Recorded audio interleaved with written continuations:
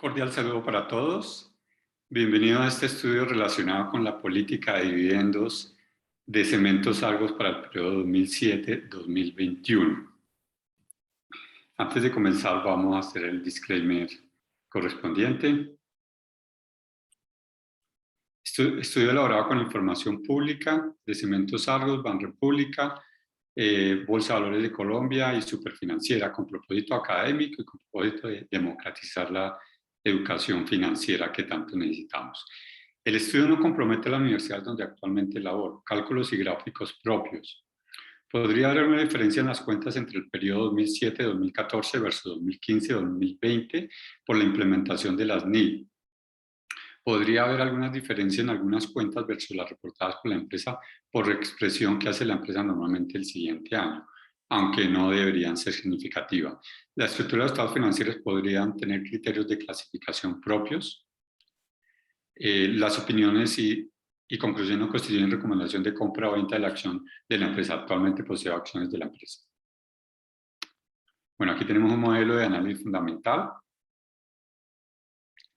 Tenemos inicialmente los estados financieros contables, un estado financiero reclasificado para fines de análisis, un análisis de las principales variables económicas para el mismo periodo 2007-2020, análisis del estado de resultados, las ventas, los márgenes, el payout, muy importante para el tema que vamos a ver, análisis del balance general, los indicadores relacionados, liquidez, actividad, rotaciones, endeudamiento y el ROE y el ROIC, la rentabilidad, ¿sí? Que son cuentas del estado de resultados con desbalance.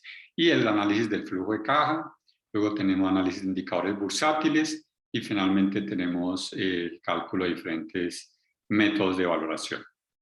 Muy bien. Vamos para el estudio a seleccionar algunos indicadores que son relevantes en general para la empresa, pero en particular para el tema que vamos a estudiar, que es la política de dividendos que ha tenido la empresa desde 2007, y vamos a comentar también la propuesta reciente de un pago extraordinario de dividendos. Muy bien, vamos a comenzar entonces únicamente los resaltados. Hacerlo todo nos tomaría varias horas. Muy bien, aquí tenemos los estados financieros, estados resultados 2007-2020. Interesante tener un periodo tan extenso. No es normal hacer un análisis, sobre todo siendo externo a la empresa, pero muy interesante en este caso particular porque aquí podemos identificar casi que 4 ciclos económicos. El 2007-2010, una desaceleración importante, 2010-2015 dice recuperación, 2016-2017 una desaceleración que se juntó con 2020, ¿verdad? En el estado de resultados únicamente hice una reclasificación que corresponde a otros ingresos o egresos que están clasificados a partir de las NIF a partir del 2015 antes de la utilidad operacional. Y claramente esos ingresos o egresos no son operacionales. Y entonces lo reclasifiqué. La mayoría corresponde a, por ejemplo, los ingresos a venta de activos no operacionales, las de inversiones que está haciendo la empresa también. El balance general. No hice ninguna reclasificación, tal cual la empresa los tiene reportados. Lo único importante a tener en cuenta es que en el 2012 hubo una escisión, ¿sí? Entonces hay una disminución importante en el balance. Y a partir del 2015 comienza la implementación de las NIF, ¿sí? Ahí, por ejemplo, vemos que ya no hay valorizaciones, entonces hay algunas cuentas que no son comparativas. Si yo hago algún cálculo, explico eso. Flujo contable. Flujo contable. Flujo caja operacional, flujo caja de inversiones y flujo caja financiera. El único ajuste que hice de normalización es con respecto a compras, propiedad, planta y equipo. Este renglón de compras, propiedad, planta y equipo lo he considerado como el CAPEX de mantenimiento, ¿sí? En finanzas es muy importante poder detallar qué es CAPEX de mantenimiento y qué es CAPEX de crecimiento estratégico. ¿Sí? ¿Por qué? Porque el CAPEX de mantenimiento lo debe financiar el flujo de caja operacional, mientras que el CAPEX de crecimiento estratégico lo debe financiar o todo o una parte del flujo de caja libre. ¿Sí? Entonces, ¿qué pasaba con este reglón de compra propiedad, planta de equipo? Durante todo el periodo entre 2007 y 2019, el 2020 es un poco más bajo, pero hasta el 2009, 2019 el promedio era alrededor de entre un 6 y un 9% de las ventas, que es muy cercano a la depreciación, que es otro de los criterios para tomar el CAPEX de mantenimiento. En promedio me da en general un 7% de las ventas durante el periodo, excepto estos 3 años, que daban incluso más del 20%. Entonces, claramente, aquí hay CAPEX de crecimiento también, ¿sí? Y este 2008 fue lo de la planta de Cartagena. Entonces, ese exceso del 7% en estos 3 años lo voy a incluir en el CAPEX de crecimiento, en el cálculo que tengo del flujo de caja reclasificado. ¿Sí? Y como CAPEX de crecimiento estoy tomando compra de activos intangibles y compra de participación en asociadas y negocios conjuntos, ¿sí? Que es el renglón más importante donde están las adquisiciones que ha realizado la empresa en los últimos años que han sido importantes. Muy bien. Aquí tenemos el flujo de caja reclasificado. Ese lo vamos a analizar más adelante. Cuando estemos analizando el flujo de caja libre para el accionista, regresamos a este flujo de caja para efectos de análisis, porque el flujo de caja contable no es adecuado para análisis. Muy bien. Voy a continuar mostrando todos los indicadores, pero únicamente vamos a analizar, a comentar los que les señalé que están resaltados para que el video no sea tan extenso.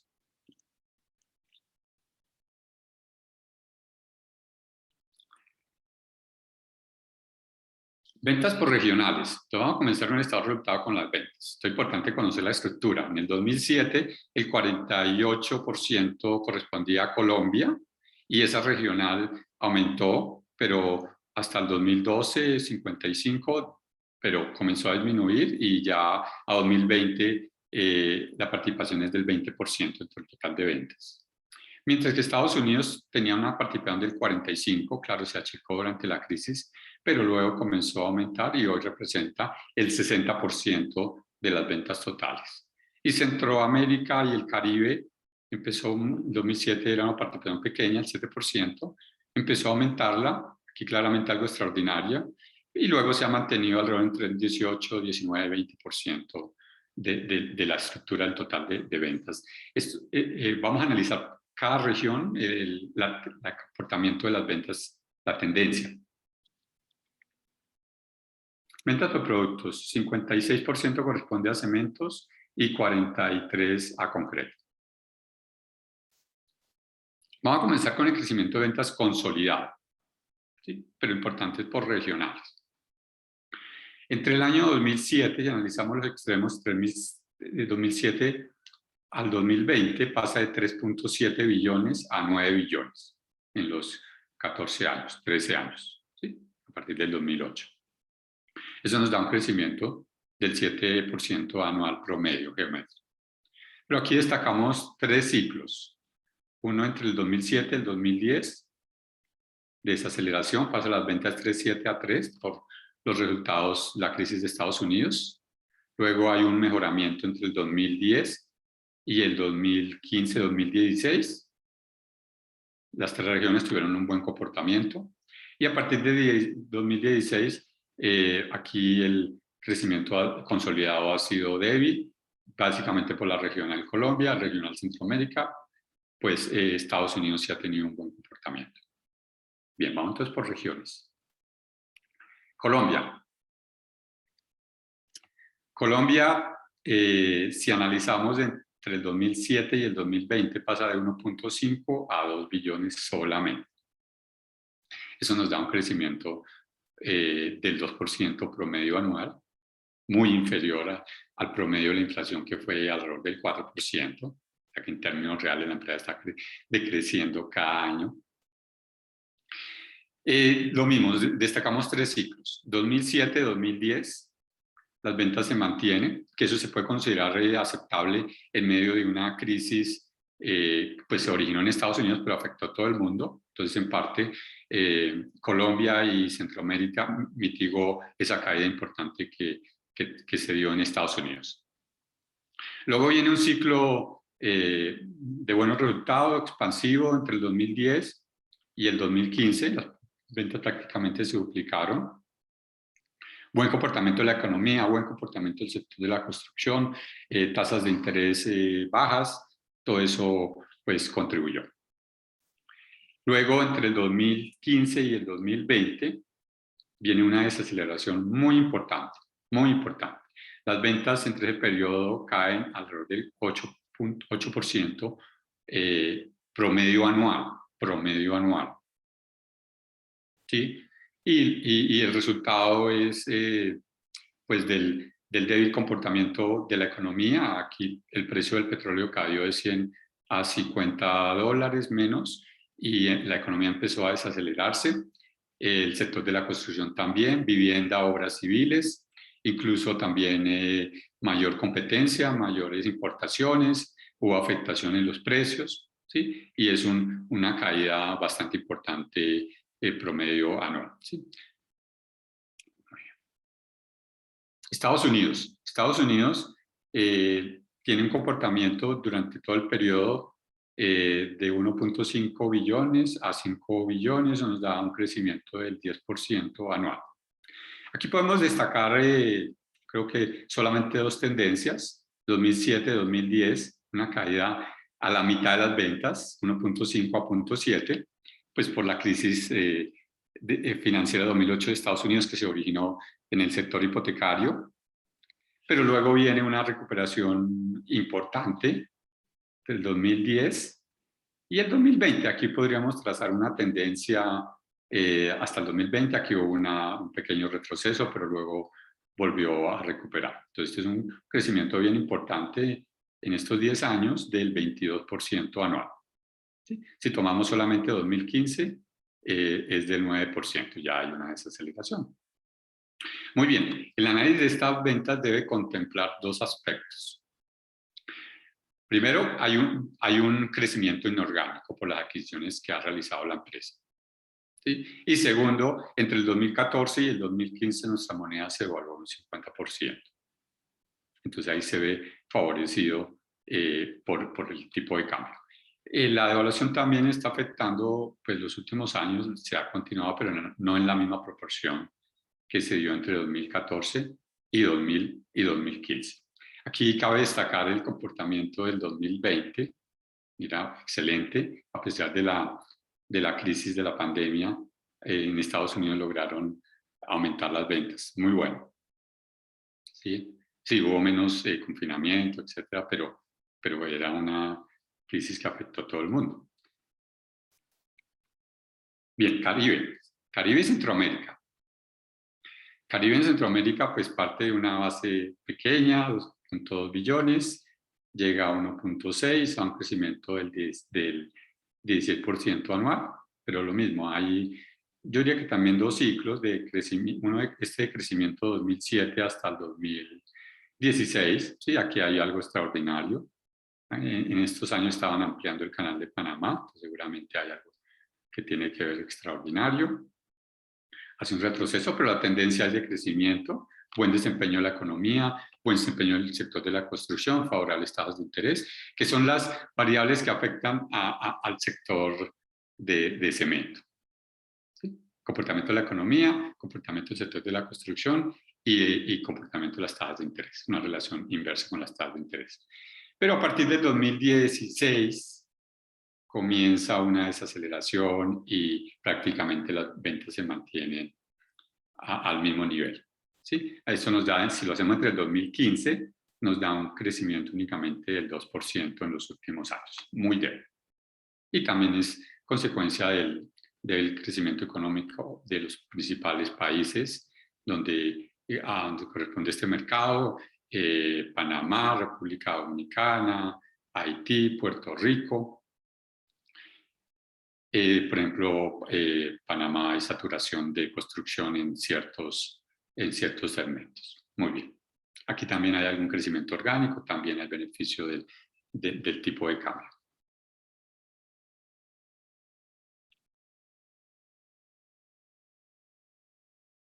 Vamos a ver solamente los que resaltamos. Cada indicador se demora unos 5 o 10 minutos y es difícil pues, cubrir todo, pero estamos analizando los más relevantes. ¿Sí?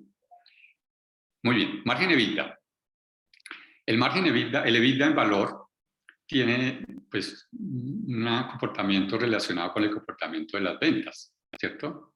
Los ciclos que mencionamos en las ventas, aquí una estabilidad, un mejoramiento, y luego viene una cierta estabilidad, pero hay un deterioro 2017-2018. El EBITDA en valor sigue la tendencia de las ventas, pero donde hay deterioro del margen, entonces pues el EBITDA en valor también pues disminuye, como es el caso 2017-2018, que el margen EBITDA disminuyó al 16%. Entonces veamos ahora el margen EBITDA. El margen EBITDA durante todo el periodo, el promedio ha sido 18%. Uno ve durante los 14 años cierta estabilidad alrededor de ese 18%, ¿cierto? ¿Sí? Pero hay unos periodos que sobresalen. Por ejemplo, miremos los menores, 2008 el 16%, margen EBITDA. Qué casualidad que ahora en estos últimos años que también el complemento ha sido débil, también llega a esos mismos niveles, 16%. Entonces es interesante tener varios ciclos para un análisis. Aquí hay unos comportamientos favorables, 21-22, cuando pues, el comportamiento operacional era bueno. Aquí, como lo comentaba, retrocedió, pero lo bueno es que antes incluso de la pandemia la empresa viene implementando unos programas de eficiencia en costos y gastos y están dando resultados. ¿Sí? O sea, así que el 2019 pues mejoró, 2020, perdón, mejoró al 19% y 2021, según reportó la empresa a junio, indicadores, llegó a un nivel del 20%, que esa era la meta inicial para este año, 2021. Ya logró un 20%. El promedio para empresas cementeras, según un cálculo de Colombiana del 2019, de 10 empresas cementeras, es 25%. ¿Sí? Pero hay amplitud en ese indicador entre empresas. ¿Sí? La amplitud va entre un 17 y un 29%. Es una amplitud importante. Entonces, claramente este indicador margen de EBITDA se debe analizar por región, porque cada región tiene sus márgenes y determinar cuál es el nivel adecuado para cada una de las regiones, qué potencial de mejoramiento tiene todavía. Payout ratio. Indicador payout. Este indicador payout yo lo calculo, hay algunas otras maneras de calcularlo, pero en general el resultado debería ser similar. Yo lo calculo como los dividendos pagados del flujo de caja contable totales de la empresa, divididos entre las utilidades del año anterior. Porque yo entiendo que las asambleas desde el principio de año se distribuyen esas utilidades con base en lo que obtuvo el año anterior. Muy bien. 10 en punto. Muy bien, entonces este indicador hay cierta volatilidad, pues la utilidad neta ha sido volátil, depende mucho también de otros ingresos, otros egresos, gastos financieros también han afectado en forma importante. El promedio de este indicador de los 13 años, estamos desde el 2008, es 129%. 129%. ¿Sí? Entonces, el promedio, usted ve en unos años muy altos, 200%, 150%, unos años 2010, 2013, que fue alrededor del 50%, que ya les comento, ese puede ser un indicador razonable, alrededor del 50%, pero en los últimos años, 2018, mira, nos da un indicador demasiado alto, y no fue que los dividendos fueron extraordinarios ese año, crecieron bastante, no, la utilidad neta del 2017 fue fue muy baja, fue de las más bajas que se han tenido en los últimos años. Y estos años sí, también ha continuado con un indicador alto. Ya vamos a hablar por qué es alto y cuál sería el recomendado, el adecuado, 143, 187. 2021, la empresa ya pagó dividendos este año, y si no estoy mal es alrededor de 200.000 millones, yo tengo aquí ya el cálculo, versus las utilidades del 2020 da un indicador de 142%. O sea que este año ya pagó dividendos que representan un 142% de la utilidad del 2020. Y está proponiendo un dividendo extraordinario alrededor de 110.000 millones de pesos. Eso nos aumentaría este indicador de payout al 200% aproximadamente. Entonces, estos niveles de indicadores son muy altos, van en contravía de la teoría financiera y de la evidencia empírica. ¿Qué nos dice la teoría financiera? Que la empresa debería buscar un nivel adecuado entre el nivel que se reparten de utilidades y el nivel que se van a retener para el crecimiento, para sostener también un dividendo a futuro. Una empresa que pague dividendos más de las utilidades que genera no es sostenible en el tiempo, no es sostenible en el tiempo, ¿sí? ¿Qué nos dice la evidencia empírica? Entonces eso nos dice la teoría financiera, que debe ser menor de 100, porcentaje de retención, un porcentaje de distribución, ¿sí? Además, la teoría, antes de seguir con la evidencia empírica, la teoría financiera también nos dice que el crecimiento potencial de una empresa está determinado por, que es la G, está determinado por el ROE, por 1 menos el payout, o sea, la tasa de retención.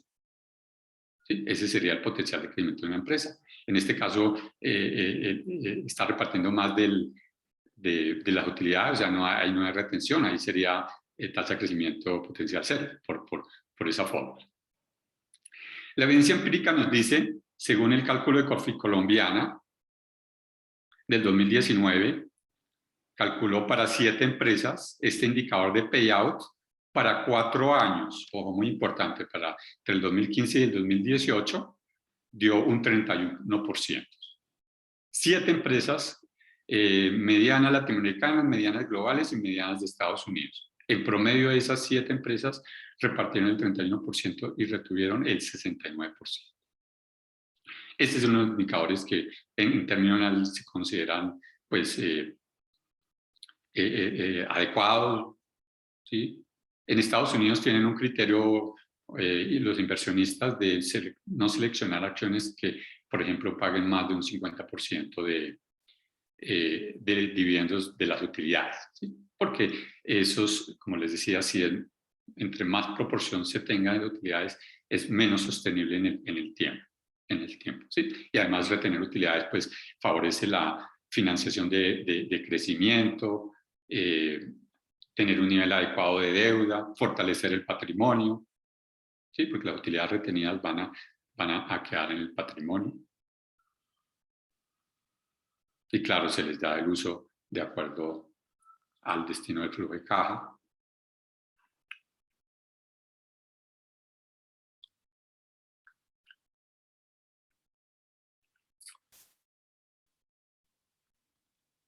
Ya llegamos al siguiente, endeudamiento. Deuda sobre patrimonio. Este indicador es la línea graficada deuda, patrimonio, qué porcentaje del patrimonio tiene la empresa como deuda financiera. Entonces ahí vemos unos niveles bajos en nuestro primer periodo y luego comienza a aumentar a partir del 2013 y a partir de 2016 está a niveles por encima del 80%, que se considera un nivel alto, se puede considerar un nivel alto, ¿sí? Veamos entonces el patrimonio. El patrimonio es la barra azul, no es comparativo desde el 2007. Primero aquí hubo una escisión en el 2012, ¿sí? Entonces sería a partir del 2012. Y uno quiere ser más estricto, pues sería a partir del 2015, que es cuando comienzan las NIF, ¿verdad? Pero a partir del 2014 se mantiene estable, mira, alrededor de 8.5 billones. Los 7 años, el mismo nivel de patrimonio. ¿Sí? Y ese es el resultado de una que vamos a ver enseguida, de una baja rentabilidad del negocio, de estar repartiendo más del 100% de las utilidades. La deuda por otro lado se mantuvo baja hasta el 2013, ¿sí?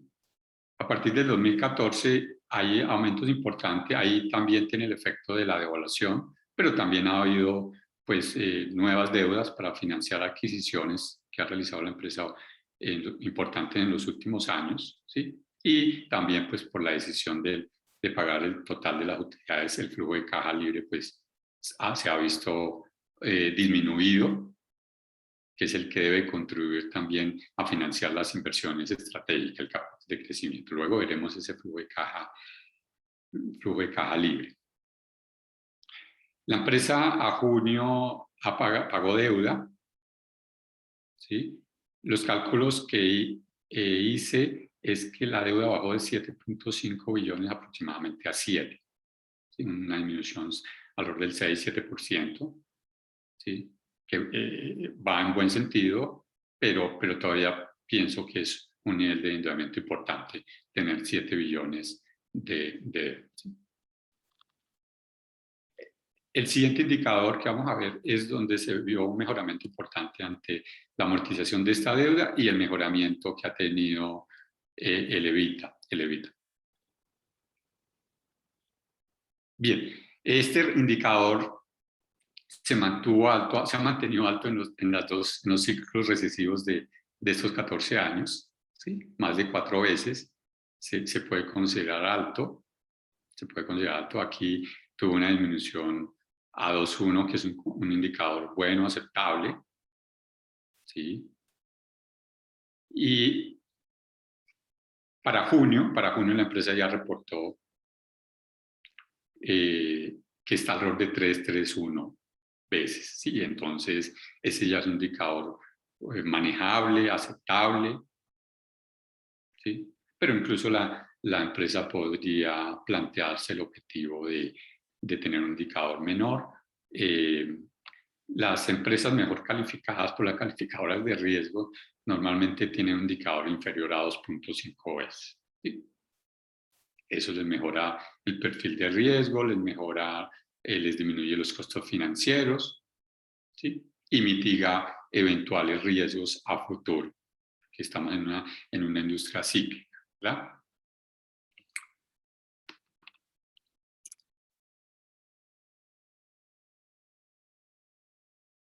ROI.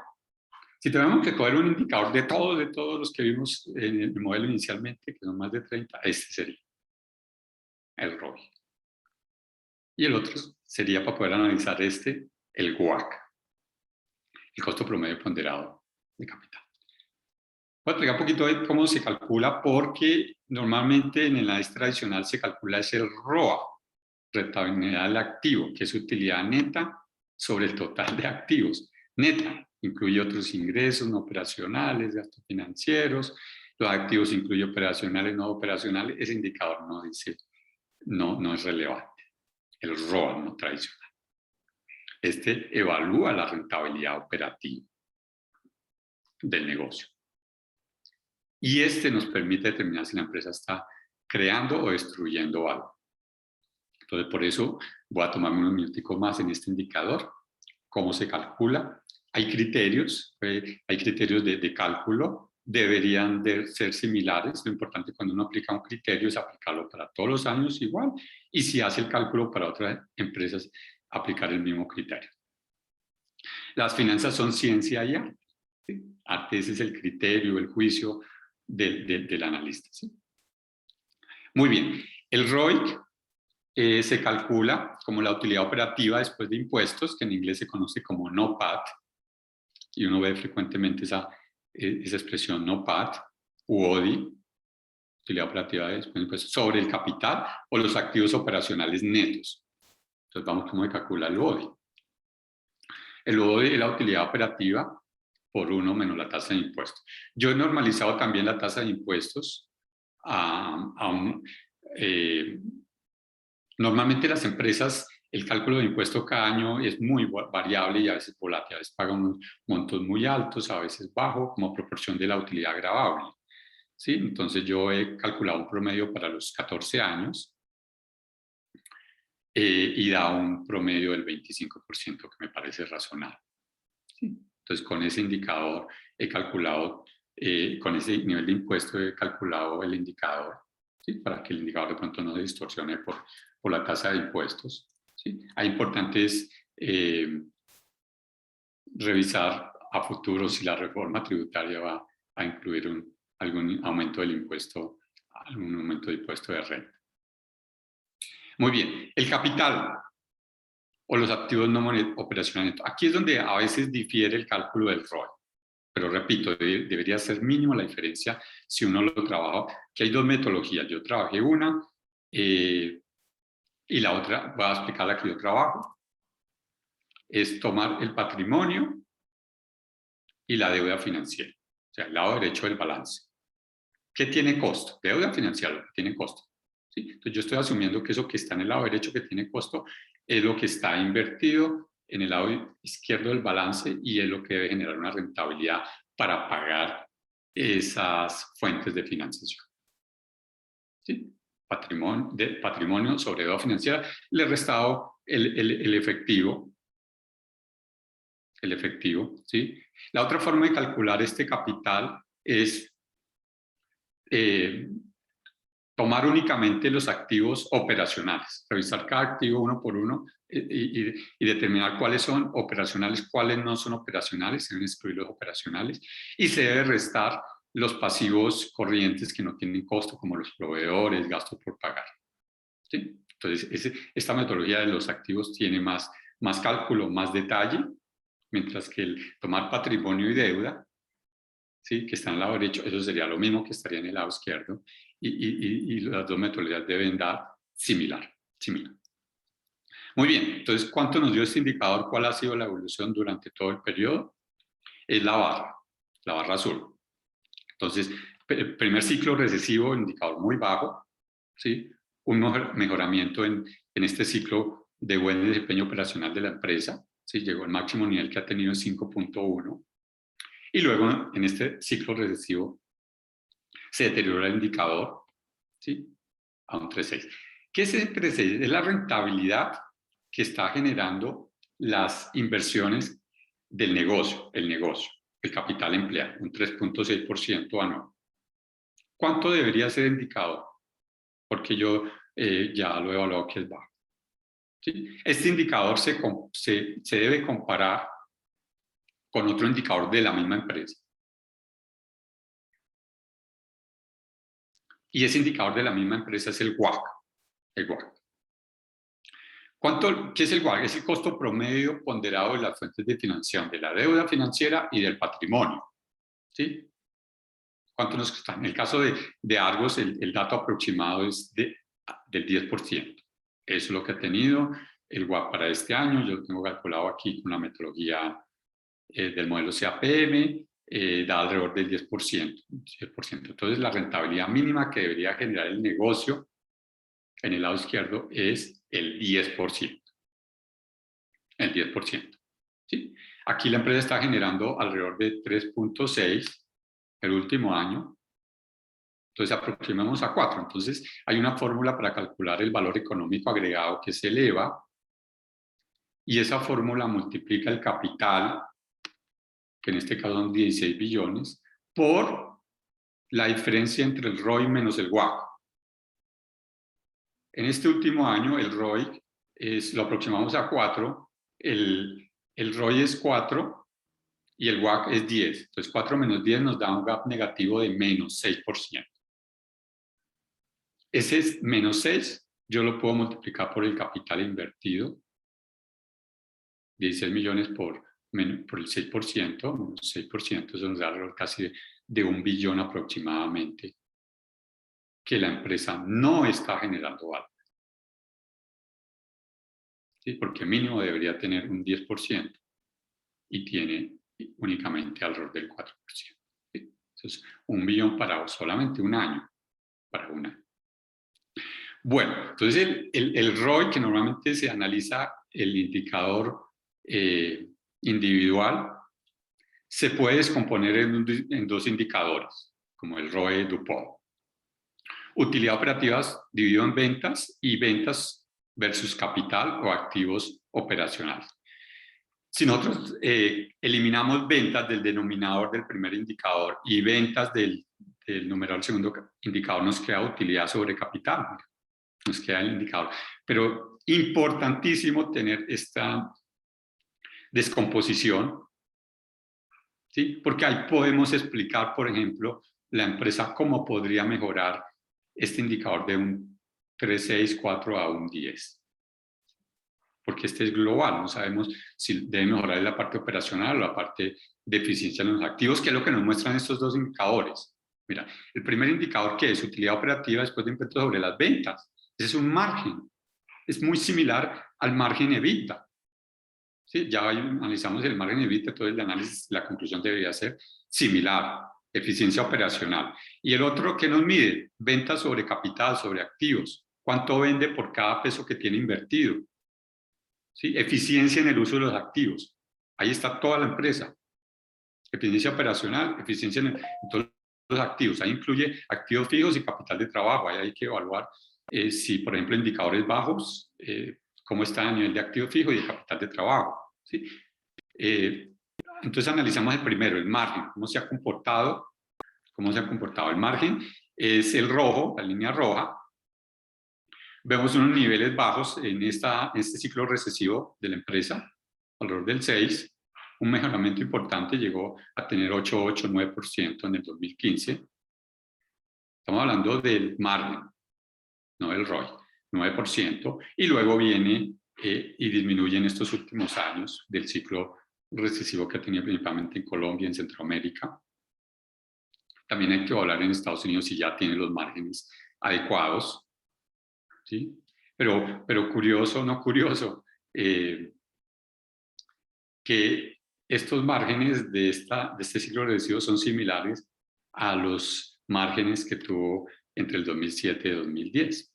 ¿Sí? Entonces, lo importante de cuando analiza una empresa, tener varios ciclos económicos de la empresa, no solamente uno. ¿Sí? Aquí tenemos 3, aquí tenemos casi que 4, porque este ciclo de recesivo se nos juntó con el 2020, aunque 2020 muchos indicadores de la empresa incluso los mejoró, 2020.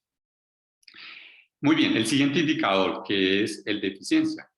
Mira, el 4. Este indicador realmente es comparativo a partir del 2000, desde la NIF. ¿Sí? Entonces podemos comparar los 2015, que está alrededor de 0,6, 0,506, mira.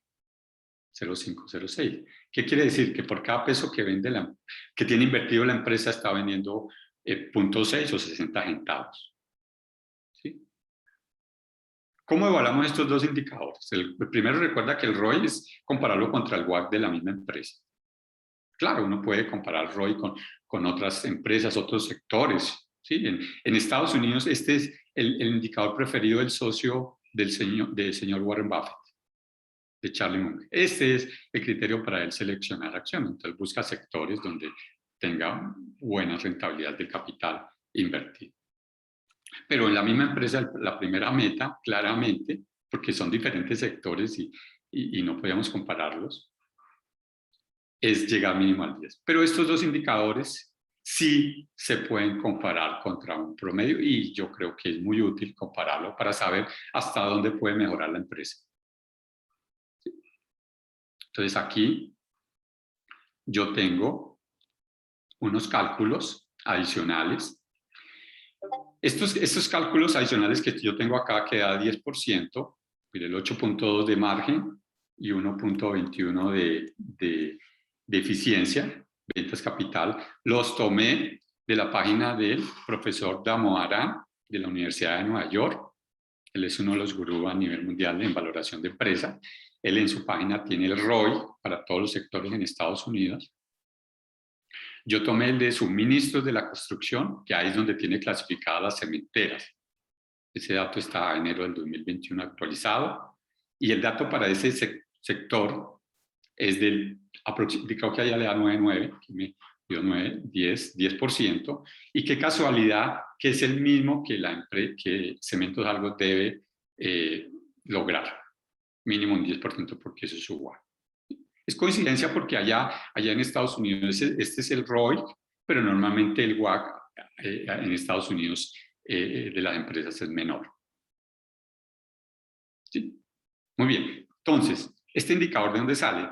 Del margen de 8.2. Entonces, nosotros diríamos, esta empresa de buscar los últimos años ha estado alrededor del 6, buscar al 8.2, pero ya lo ha tenido, miren. Ya ha tenido 9, 8.8. Entonces, este 8.2, no sé si este año, el próximo, eso ya son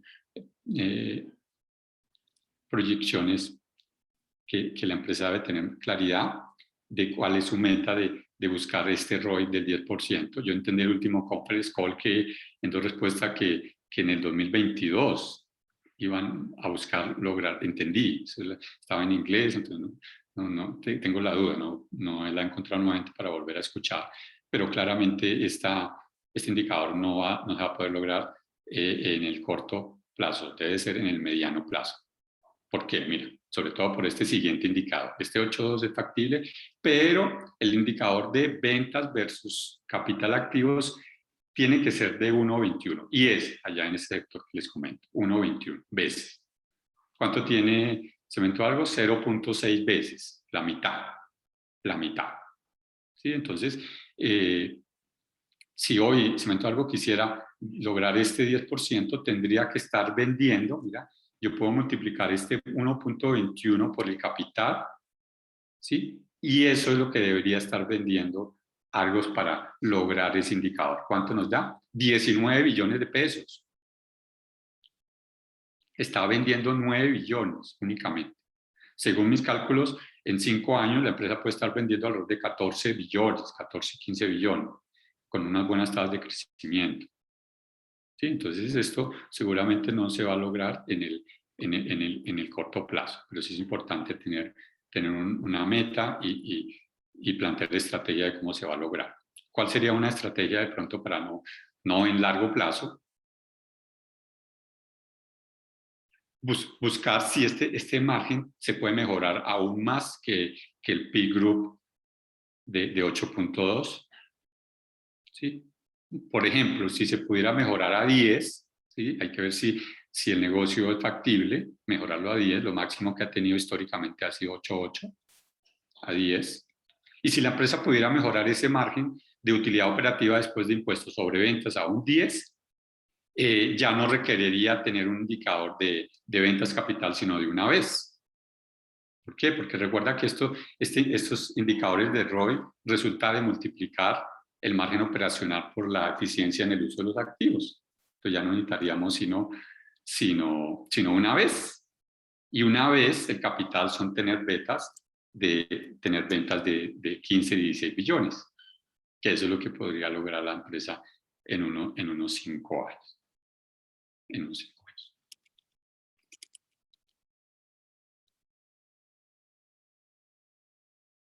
Lástima, no tenemos tiempo para analizar este flujo de caja operacional versus las necesidades desde el punto de vista de la empresa. Ahí vemos todas las necesidades versus el flujo de caja operacional, las importantes inversiones que ha realizado la empresa en los últimos años, adquisiciones. Vamos a pasar al siguiente. Aquí nos demoramos 10 minutos analizando este indicador, este flujo. Vamos a analizar el flujo de caja libre del accionista, que es el relevante para los accionistas y para analizar el pago de dividendos que ha tenido la empresa, la política de pagos de dividendos que ha tenido la empresa. Este flujo de caja libre accionista ya lo voy a explicar con datos, pero básicamente es el flujo de caja operacional menos el CAPEX de mantenimiento, menos los gastos financieros. Ya el flujo de caja libre del accionista. Y ese es el preferido por Warren Buffett. Este es el preferido. No la utilidad neta, no el EBITDA, este. ¿Sí? Porque este flujo de caja libre para el accionista ya se ha atendido todo. ¿Qué quedan? Los accionistas. ¿Sí?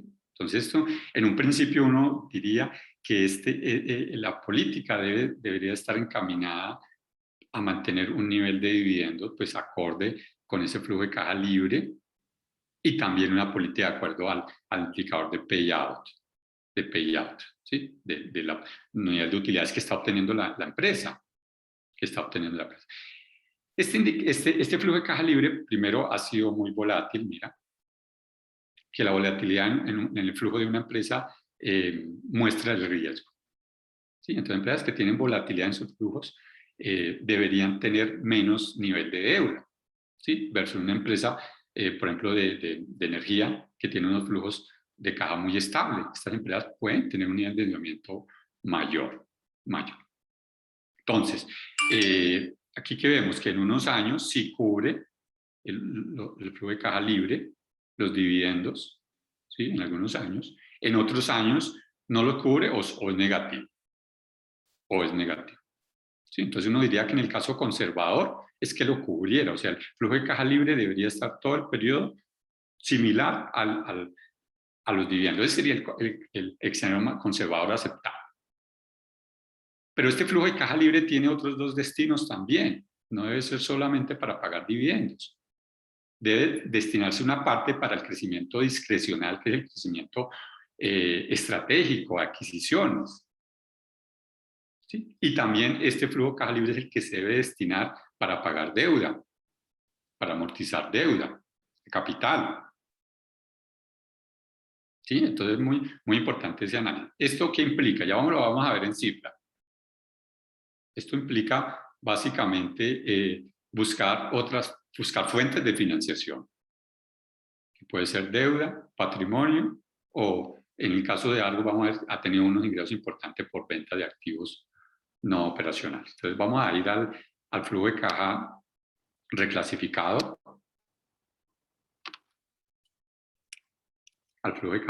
reclasificado para analizar. Vamos aquí a inmovilizar paneles y lo vamos a ampliar, pues no vamos a analizar año por año.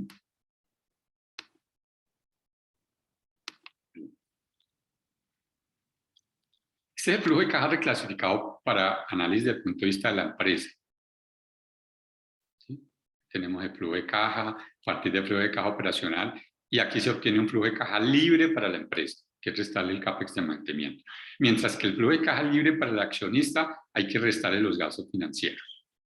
¿Sí? Y ese es el análisis que tengo aquí, que se ve un poco más grande, a la derecha mía del computador. Sí, entonces, ¿qué tenemos acá? Mira, ya no vamos a analizar año por año porque ya lo vimos allá, el flujo de caja libre, que es muy volátil, en algunos años sí cobre, en otros años. Entonces vamos a hacer un análisis aquí global, aproximado, sin considerar el valor del dinero en el tiempo. ¿Por qué? Estamos sumando los 14 periodos de todos los rubros de este flujo de caja. ¿Sí? O sea, cuánto...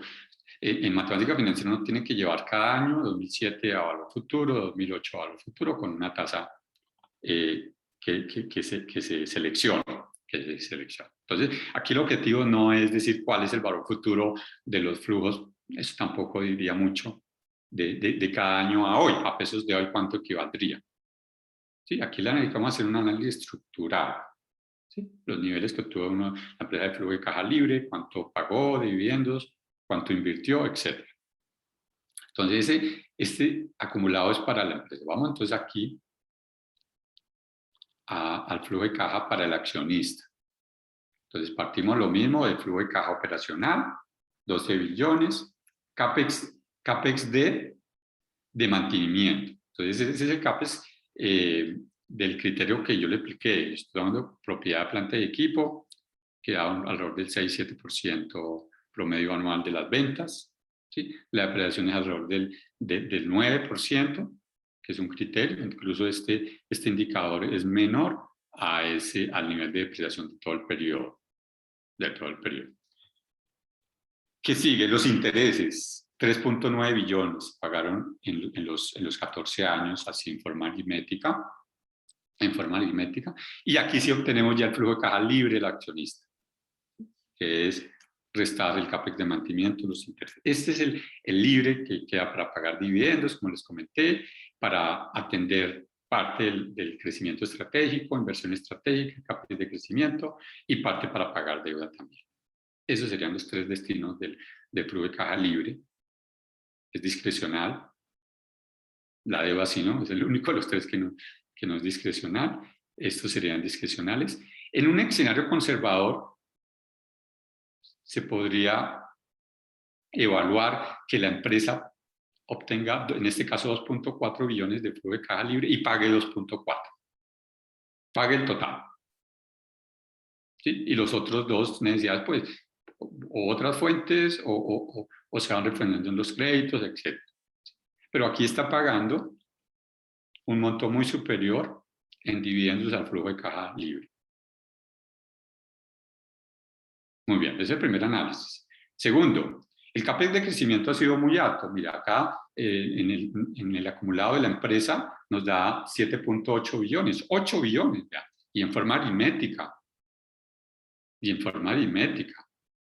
Eso es lo que hay que evaluar también, esas adquisiciones altas que se han hecho, si están dando también esa rentabilidad superior al costo de financiación. Entonces, como este CAPEX es muy alto, pues es razonable que los otros ingresos no operacionales que obtuvo durante los últimos 14 años, que es parte de las dos estrategias que ha utilizado la empresa durante los últimos años, desinvertir en activos no operacionales, vender activos no operacionales y últimamente desinvertir y destinar a activos estratégicos. Entonces aquí lo que estoy haciendo es calcular un neto entre 7.8 y 5 billones. Mira, es un monto bien importante en los 14 años. Entonces, eso nos da un neto de 2.8 billones. Flujo de caja libre accionista menos dividendos menos CAPEX de crecimiento nos da un déficit de 3.9 billones, 4 billones de pesos. 4 billones de pesos. ¿Cómo financió esos 4 billones? Recuerden que esto es un dato aproximado, es aditivo. Deuda en estructura, deuda 2.6, patrimonio 1.6, que fue la emisión de acciones preferenciales que hubo algunos años atrás. ¿Sí? Así se financió este déficit de 4 billones de pesos. Entonces la reflexión aquí sería, si la empresa no hubiera pagado 2.4 al máximo, o sea, 1 billón menos, la empresa hubiera necesitado menos financiación o de deuda o de patrimonio.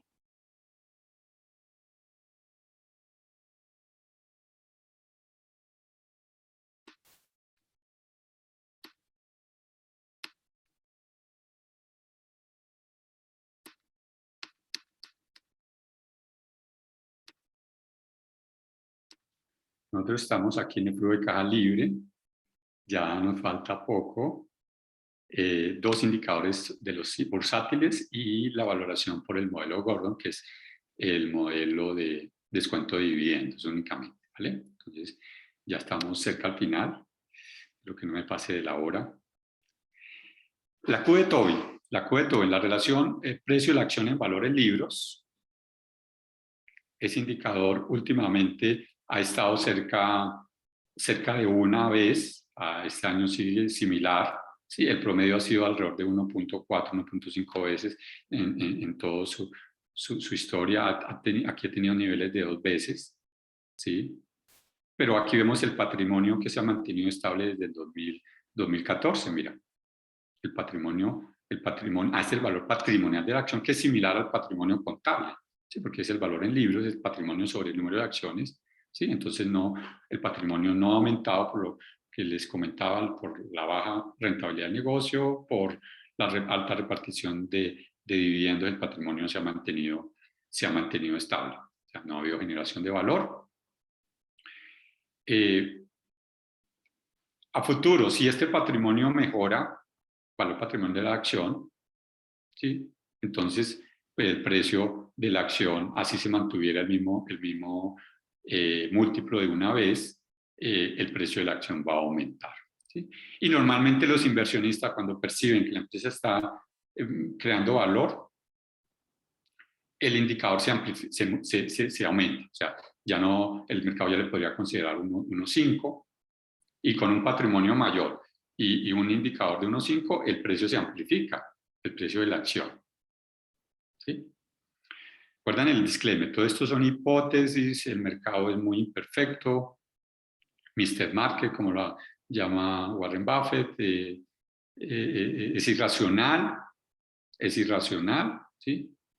El mercado podría volverle a dar el promedio que ha tenido sin mejorar el patrimonio, etcétera, ¿sí? Pero desde el punto de vista financiero, de la teoría de generación de valor, el precio en el largo plazo, allá en Estados Unidos han encontrado varios estudios que en el largo plazo la valorización de la acción tiene la misma tendencia del ROIC a tener. O sea, si una empresa tiene un ROIC del 10, la rentabilidad de mi inversión en el mediano o largo plazo tiende a ser del 10. Si mi ROIC es del 20 y se mantiene a futuro, ¿qué es eso? ¿Sí? Porque hay empresas que tienen un ROIC últimos 10 años, pero próximos 5 o 10 ya no hay alguna ventaja y se disminuye. Entonces, es pues analizar el pasado, pero también qué se espera para el próximo año. Entonces, es importante eso.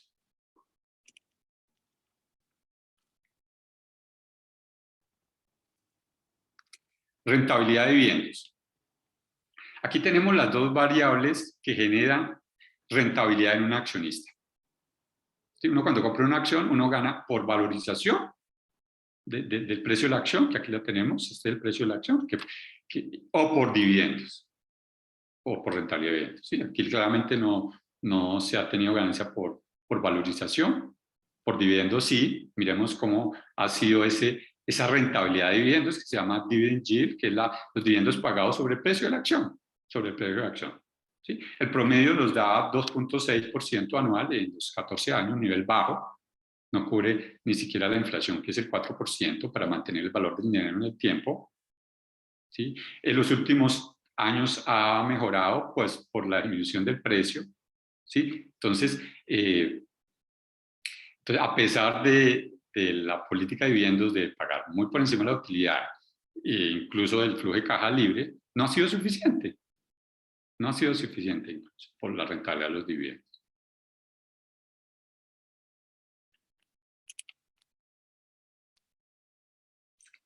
Listo. Vamos al modelo, a la valoración por el modelo de Gordon. ¿Sí? Ya explico el modelo. No, primero explico el modelo y va a analizar el comportamiento de las acciones, de los dividendos por acción. Pero expliquemos el modelo. Este es un modelo matemático por el señor Gordon Shapiro y el señor Shapiro en el 1956. Plantearon este modelo para valorar el precio de una acción a través de los dividendos. Este es un modelo matemático de un gradiente geométrico a perpetuidad. ¿Sí? El modelo establece que el valor presente, en el caso de una acción, es el resultado de descontar los dividendos futuros a una tasa de crecimiento, descontándolos a una tasa de descuento, valga la redundancia. Entonces, ¿qué tenemos en el modelo? Precio de la acción, el caldeo de la acción, tenemos que tener el dividendo del primer año proyectado. En este caso sería 2022. Esos dividendos van a crecer a una tasa de crecimiento G, X, a perpetuidad A. Esta es a perpetuidad, ojo. Ese es el supuesto. Que yo voy a valorar esta acción es por dividendos, no la voy a vender, no quiero saber si sube valor o baja valor. Por tanto, eso sí, que no quiebre y que los dividendos crezcan, sean sostenibles en el tiempo. Sea sostenible, ya vamos a definir. Entonces, ¿qué dice la fórmula matemática? Mire, es demasiado sencilla, es de las fórmulas de gradientes. Los otros gradientes tienen unas fórmulas supremamente extensas.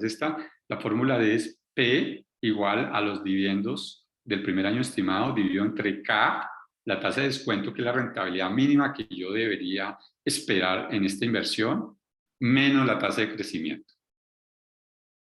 Entonces son tres variables. para poder aplicar la fórmula. Analicemos una por una. Entonces, dividendos, inicialmente. Entonces, vamos a analizar los dividendos pagados por acción desde el 2007 al 2020. El crecimiento ha sido muy bueno. Muy bueno. Johnson & Johnson, que es una de las empresas excelentes de pago de dividendos, lleva 50 años pagando, creciendo alrededor del 6%, que es excelente, y acá 7.2 en 14 años, promedio anual, pero como vimos, la rentabilidad no ha sido suficiente, ¿sí? Por una baja generación de utilidad, de baja rentabilidad de negocio. Baja rentabilidad. ¿Por qué ha sido este promedio alto? Mira, acá tenemos crecimientos del 10 o 8% anual, que estos años, recuerdan que no fue el mejor desempeño. Acá el 12, 19. Que si no recuerdo mal, también hubo un pago extraordinario en el 2019, 2017. Y claro, aquí hay una corrección y esto no le gusta a los accionistas. Esta es la política de dividendos también, que debe mantener un dividendo constante. Entonces, ¿qué se recomienda? Que cuando una empresa tiene algún pago extraordinario que hacer sustentado, justificado a los accionistas, pues no lo pague como dividendos. Páguelo, por ejemplo, como una recompra de acciones. Ahora, en los recursos que le voy a mencionar, eso lo recomienda McKinsey en su libro de valoración y el profesor Damara. Cuando hay algo puntual extraordinario que se justifique, después de hacer un análisis de las proyecciones de los flujos, las necesidades, etc. Listo, esto lo podemos repartir. ¿Por qué no lo reparte como recompra de acciones? ¿Por qué? Porque no va a quedar en esta base y eso es lo que esperan los accionistas, que tengan, eso es una política de crecimiento constante de los dividendos. Estas caídas los inversionistas no lo ven con buenos ojos. No lo ven con buenos ojos.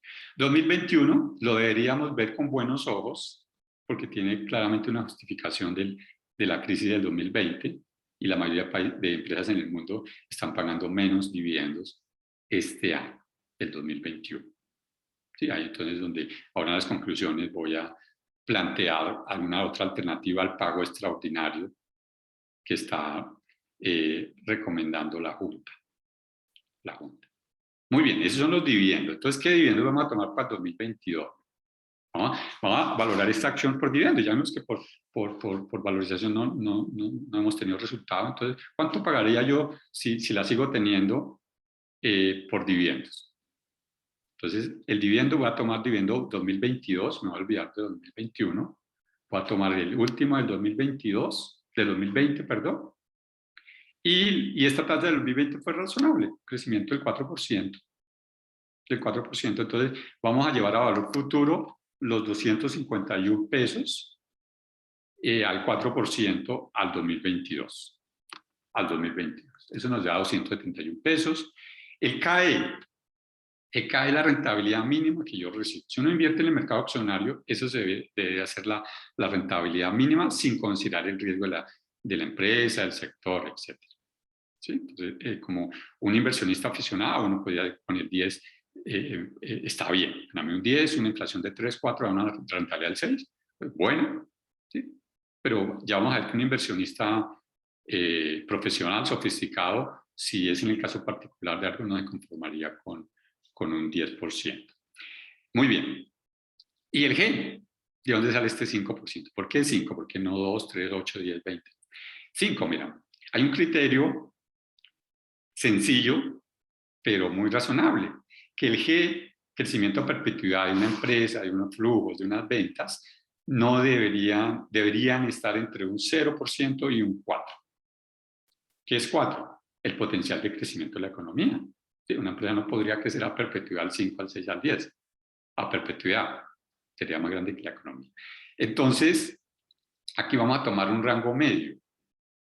¿No? Ni el 0 pesimista, ni el 4 optimista, sino 2, pero ese 2 en términos reales, o el incremento de la economía es en términos reales. Entonces tenemos que inflar ese 2 con la inflación. La meta del Banco de la República es 3 a mediano largo plazo. Entonces, vamos a tomar ese indicador. Entonces, 3 de inflación, 2 de tasa real. Es geométrico, 1 más I por 1 más I. Aquí le vamos, daría 5.1, algo Aquí tengo 5, ¿sí? Ese es el crecimiento aproximado del 5%. Aplico la fórmula de P, que es dividendos 2022 dividido entre K menos G, y nos da 5.403. Entonces, yo resalto 2 puntos de este modelo. Lo razonable, que hace un mes este era el precio de la acción de la empresa, el precio de mercado. No nos da 1.000, no nos da 10.000, no nos da 20.000, etc. Y lo otro, la simplicidad, mira, del modelo matemático. Claro, es muy variable, es muy sensible a cambios de, sobre todo estas dos variables. Mira, un inversionista extranjero mínimo, el 13% de rentabilidad mínima exige el señor Warren Buffett, es más del 15%, donde más le gusta invertir, que le den rentabilidad. Si aquí el 10 lo cambiamos por 13, mira, nos baja 3.300. Ese inversionista extranjero va a valorar seguramente, o profesional, colombiano también, puede ser, la valoraría en 3.300 pesos. Entonces, para no estar cambiando aquí estas variables, hay una herramienta de Excel muy buena que se llama datos tabla. Datos tabla, que uno puede sensibilizar 2 variables y el rango que quiera darle de datos. Aquí el K, que es la rentabilidad mínima que espera el accionista o el costo del equity. Vamos a sensibilizarlo entre 10 y 13%.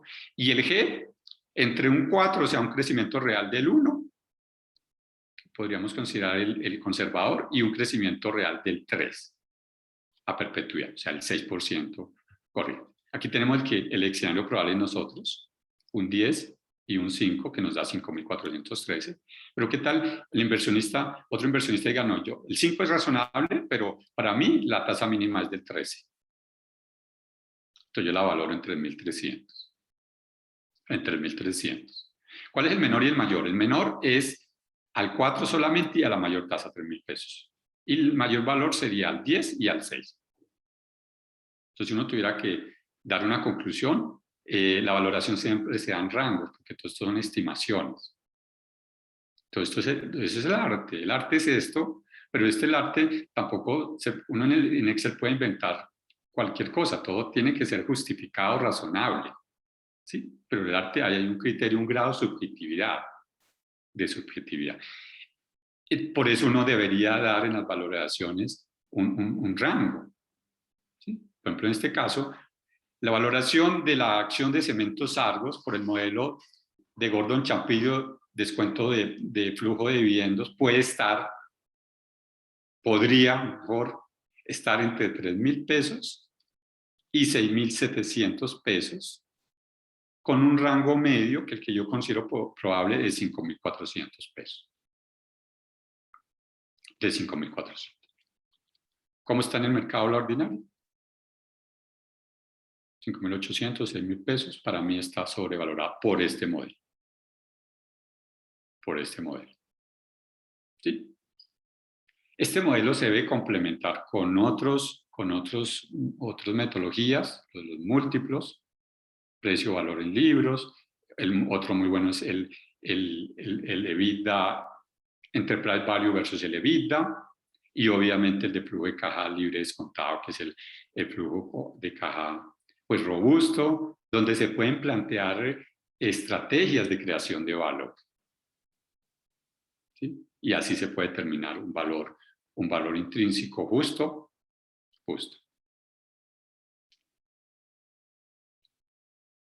Seguimos con las conclusiones, terminamos, no sé cuánto llegamos, si me pasé de la hora no era el objetivo. El objetivo era media hora, pero es imposible. Propuesta de un pago extraordinario de dividendos. Entonces, como todo en la vida tiene sus pros y sus contras, ¿cierto? Entonces, ¿qué consideramos? Todo esto es criterio, hipótesis y en un principio con un fin educativo, pero también de reflexión, de discusión. Todos queremos nuestras empresas colombianas que prosperen. Pros. Positivo mensaje de buenos resultados. Claro que sí, el pago extraordinario de dividendos. Hay accionistas dependientes del pago de dividendos también. Perspectivas en las tres regiones. ¿Sí? Cuando analizamos las ventas en las tres regiones, que en las tres hoy tenemos perspectiva favorable y en el 2021 el comportamiento ha sido favorable. Ahí lo que debemos evaluar es el riesgo. ¿Sí? Cualquier adversidad, por ejemplo China, Estados Unidos. China compra alrededor del 40 y 50% de cemento a nivel mundial. Hay una recesión fuerte de China, etcétera. Sí, hay muchos riesgos que se deben considerar para determinar una política de dividendos. Contras. Acá algo pasó con esta conclusión.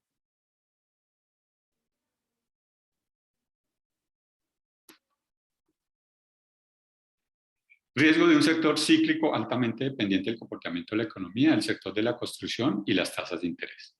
Sí, hoy tenemos riesgos económicos, políticos, sociales, todavía la pandemia a nivel mundial y a nivel local. Entonces, como lo comentaba, empresas, sectores cíclicos deben tener un nivel de endeudamiento menor, una política más conservadora. Débil desempeño del comportamiento de las ventas en la región Colombia y Caribe en los últimos años. El nivel de deuda financiera sigue siendo alto a pesar del pago durante el primer semestre. Que mis cálculos dan, porque hay que sumar varias cuentas de obligaciones financieras a junio, a diciembre, que bajó de 7.5 a 7 billones. Valor patrimonial estable durante los últimos 7 años. La empresa no está generando valor. Payout durante el 2021 ha sido muy alto versus la utilidad, versus el flujo de caja libre, que es el siguiente, pago de dividendos alto, superior al flujo de caja libre. Recomendaciones. Una alternativa podría ser pago adicional de la deuda, de deuda financiera. ¿Sí? Podría haber deuda financiera con un costo incluso mayor que el ROI. ¿Sí? Y eso no estaría creando valor, estaría destruyendo valor tener una deuda que tenga un costo. Pero en general podría considerarse ese pago de deuda la más costosa, además que van a subir las tasas, la inflación, mucha deuda está también dependiente de la inflación. ¿Sí? Y si se paga la deuda, se va a mejorar el perfil de riesgo, ¿sí? Se va a mejorar aún más el deuda evita y eso debería mejorar también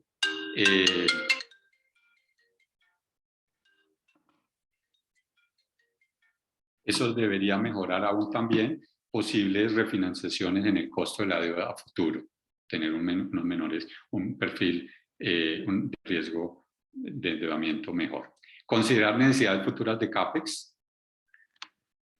Replantear la política de dividendos para los próximos años basados en las proyecciones de flujo de caja libre y el objetivo de una estructura de capital adecuada dependiendo del riesgo de la empresa y el apetito de riesgo. Definir estrategias de creación de valor para lograr una rentabilidad de capital invertido por lo menos similar al WACC. ¿En qué horizonte de tiempo lo pueden lograr y cómo? Muy bien, ya para terminar, 5 minutos más yo creo, unos recursos que me parecen interesantes. En general me parece que para el tema todo el interesado en inversiones, pero para los estudiantes pues ellos requieren normalmente una bibliografía. Muy bien, aquí tengo una página de este libro de valoración de empresas de McKinsey. Esta es la edición, la séptima edición, 2020, me acaba de llegar. La anterior era la sexta de 2015, o sea, hay una actualización importante. Ahí hay un caso real de Estados Unidos con cifra de 2019. ¿Sí? Este es McKinsey, llevan 30 años con este libro, una de las consultoras más importantes. Y aquí tiene un diagrama que me parece didáctico. Es una página de las 800, no voy a mostrar más. ¿Qué nos muestra? ¿Cómo definir aquí la estructura de capital y el pago de dividendos o recompra de acciones en orden jerárquico de mayor a menor creación de valor? ¿Ven? Acá, mayor y menor creación de valor. Ese deberían ser el orden jerárquico. Se debe estudiar cada una. Si es posible esta, si no sigo con la siguiente, si no sigo con la siguiente. Pero ese debería ser el orden jerárquico de análisis. Primero está las inversiones. Y el criterio básico es que deben generar valor, crear valor. ¿Sí? Están las orgánicas, adquisición o incluso desinvertir. Luego, en segundo orden, debo analizar el nivel de endeudamiento de la empresa, la estructura de capital, deuda, patrimonio. ¿Sí? Para algunas empresas puede ser pagar deuda que tenga un nivel de endeudamiento alto,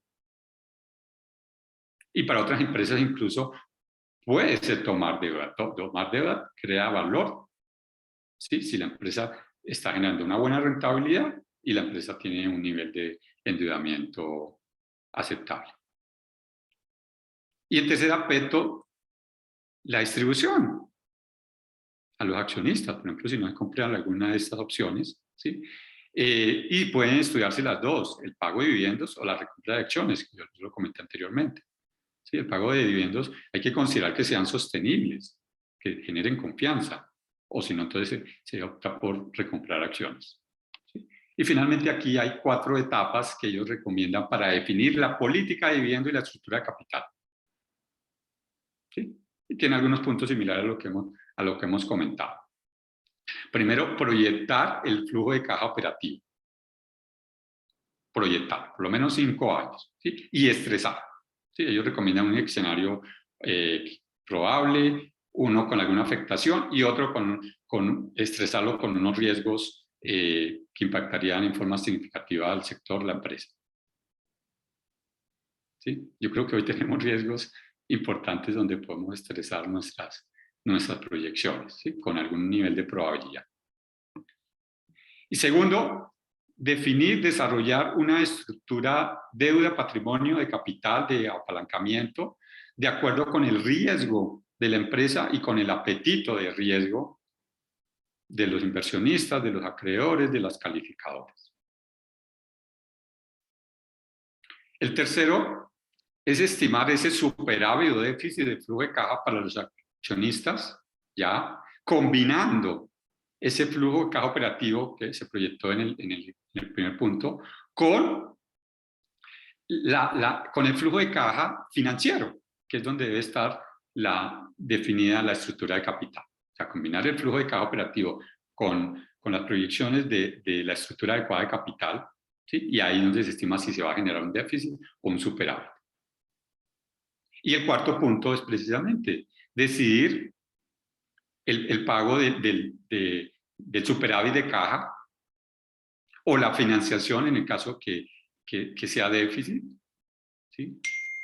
Incluyendo medidas como la recompra de acciones, el pago de dividendos, emisión de acciones y ajustar la relación deuda de apalancamiento de la empresa a unos niveles específicos, ¿sí? Hace mucho énfasis en esa relación de apalancamiento de McKinsey. Y ahora sí, el último minuto, también lo mencioné al profesor Damodaran de la Universidad de Nueva York. ¿Sí? Esto es de una presentación de sus clases de finanzas corporativas en la Universidad de Nueva York, que traje dos fórmulas relacionadas con dividendos, ¿sí? Y él menciona 2 malas razones para pagar dividendos, bajo su criterio. ¿Sí? El primero es, tenemos un dicho similar, más vale pájaro en mano. ¿Sí? Y aquí el argumento es que se valoran más tener unos dividendos, recibir unos dividendos ahora que una ganancia después. ¿Sí? Más vale tener los dividendos hoy que no sabemos si se va a valorizar o no la acción. ¿Sí? Y aquí lo que se ve también, y menciona él, que cuando se anuncian los dividendos las acciones suben, pero después de los dividendos, dividendos, la acción vuelve a corregirse. Vuelve a corregirse. Ese es desde el punto de vista del accionista. Y desde el punto de vista de la empresa, tenemos exceso de caja este año. Nos ha ido muy bien este año. ¿Podremos tomar decisión con algo puntual? Bueno, ¿qué nos dice? La empresa ha tenido un buen nivel de caja este año, no requiere inversiones, no hay proyectos importantes por ahora este año y quiere devolverle a los accionistas. Entonces, él menciona, bueno, si eso es así, ¿por qué no recompra acciones, si es algo puntual, algo extraordinario. Pero también se debe considerar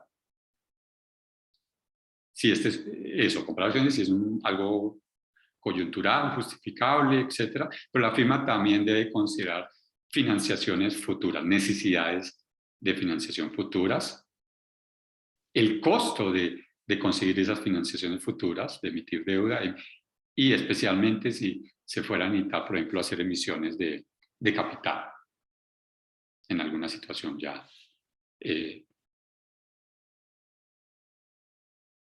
que no se pudiera, por ejemplo, con deuda, que no se pudiera con deuda. Muy bien, aquí terminamos. Muchas gracias por la atención. Espero que este estudio sea de utilidad, sirva de debate. Les agradezco los comentarios. Si les gustaría que hiciera otros análisis similares de otras empresas, lo pueden comentar. Muchas gracias y hasta pronto.